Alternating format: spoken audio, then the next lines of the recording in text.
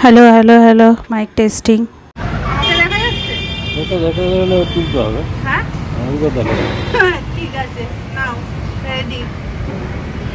এবারে চিংড়ি মাছ কাটা দেখাবো, একটু জুম করে নাও আর একটু বেশি করে, একটু নিচু করো, জুম করে নাও একটু আমার কাছে।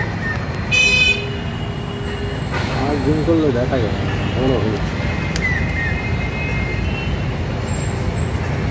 এই চিংড়ি মাছের এই পা গুলো কেটে নেবো ভালো করে, মাথা মধ্যে চোখ আর ওই সুরগুলো কেটে নিলাম, ওই লেজাটা কেটে নেবো।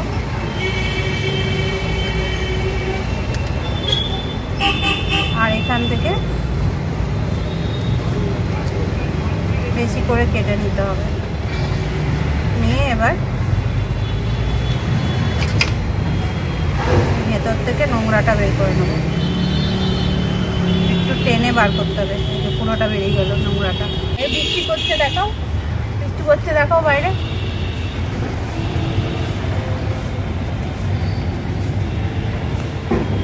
মিষ্টি আরম্ভ হয়ে গেছে। আজকে একটু ডাব চিংড়ি বানাবো নিজের মতন করে, তার জন্য আনা হয়েছে ডাব, এই চিংড়ি মাছ। আর আমাদের লাগবে একটুখানি গোটা গরম মশলা আর নুন, হলুদ, আর লাগবে লঙ্কার গুঁড়ো, এটা কাশ্মীরি মির্চ আছে, আর দুখানা পেঁয়াজ, আর একটু আদা রসুন, আর এই নারকেলের দুধ। চিংড়ি মাছটার মধ্যে আমি নুন, হলুদ আর কাশ্মীরি মির্চটা ভালো করে মাখিয়ে নেব। এবার একটু সাইড করে রেখে দেবো কিছুক্ষণের জন্য। আর এই ডাবটা কেটে নিয়ে একটু জল বার করে নেব, একটু বড় করে মুখ করে কাটতে হবে।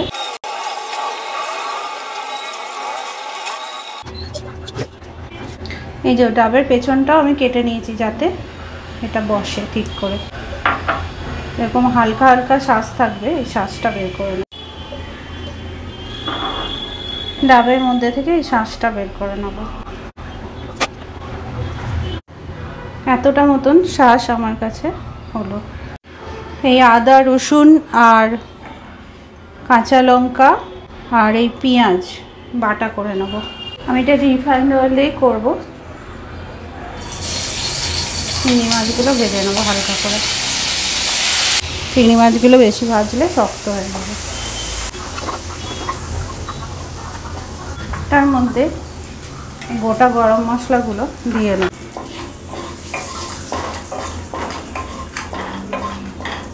এর মধ্যে আদা রসুনের পেস্টটা দিয়ে দেবো আর পেঁয়াজ।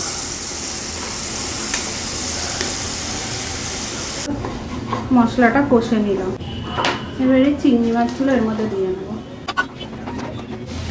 একটু জল দিয়ে নেব। চিংড়ি মাছ দিয়ে ভালো করে কষে নিয়েছি মশলা টশলার সাথে। এবার একটু নুন দিয়ে দেবো, আর আপনারা চাইলে দিতে পারেন একটু পরিমাণ মতন মিষ্টি। আমি মিষ্টি দেবো না, কারণ নারকেলের দুধটা দেবো, দুধটার মধ্যে অনেক মিষ্টি আছে। এবার আমি একটু কাঁচা তেল দেবো। রান্নাটা আমি সাদা তেলে করেছিলাম, কাঁচা তেলটা আমি একটু এর মধ্যে কষিয়ে নেব। এতক্ষণ পর্যন্ত অল্প তেলেই করছিলাম, তেলের সাথে মশলা চিংড়ি মাছগুলো ভালো করে মিশে যাবে। তারপরে সর্ষের তেলের যে একটু কাঁচা গন্ধটা আমি একটু কমিয়ে নিলাম। চিংড়ি মাছটা তেলের উপর উঠে গেছে। এবার আমি ডাবের জলের বদলে নারকেলের দুধটা দিয়ে দেবো।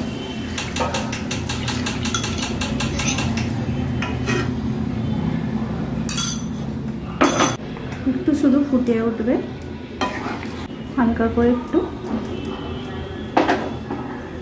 গরম হয়ে তেলটা উঠে যেতে হবে। যে নিজস্ব তেল সেটা উঠে গেছে, এটাকে নামিয়ে নেবো আমি।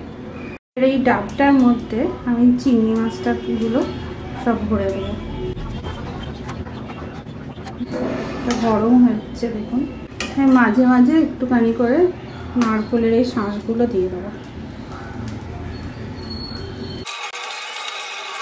ডাবটা আমি গরম করতে বসিয়ে দিয়েছি।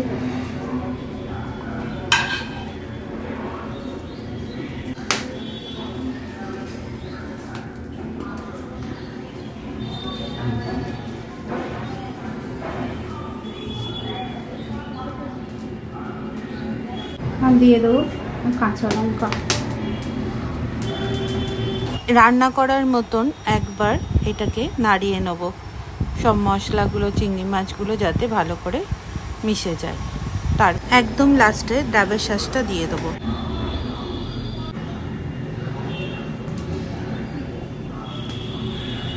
এটা পুরোপুরি এরকম ঢাকা দিয়ে নেব।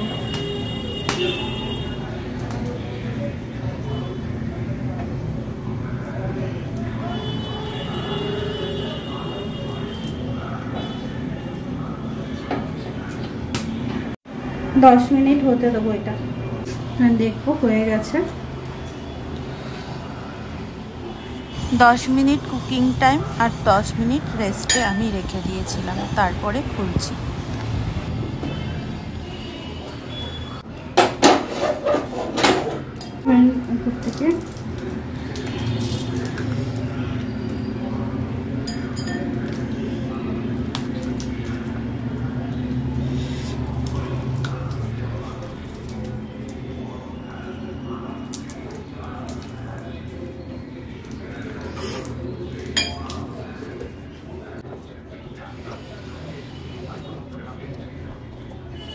উপর থেকে শাঁসগুলো দিয়ে দেবো সাজিয়ে সাজিয়ে।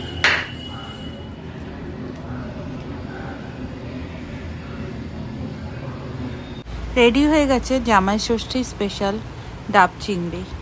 এটার মধ্যে ডাবের শাঁস গন্ধ পুরোপুরি মাত্রায় বজায় ছিল, আর খেতেও খুব ভালো হয়েছিল। আমাদের সবাই মিলে তৃপ্তি করে খেয়েছিলাম। আপনারা বানিয়ে দেখবেন, খুব ভালো লাগবে।